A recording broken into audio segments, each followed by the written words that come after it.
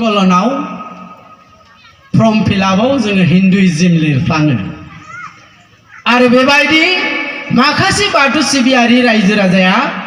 बै हिन्दुइज्मनि कलमाव लिरनायनि थाखाय जोंहा बाथौ सिबियारिनि संख्याया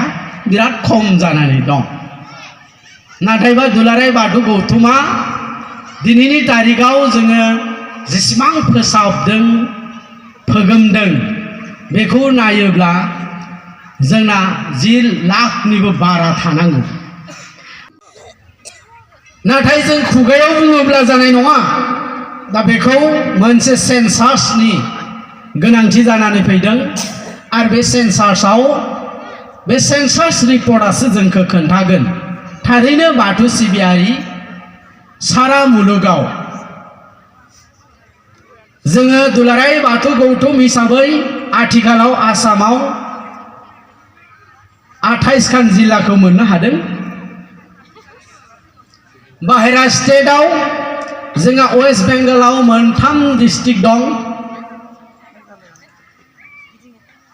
ओजोंहाय अरुणाचलाव पासिघाटआव दं मेघालयआव गार' हिल्स टिक्रिकिलायाव दं नागालेण्डआव डिमापुराव दं आरो इन्टारनेशनेल बांलादेशआव नया बस्ती होननानै मोनसे गामि दं आरो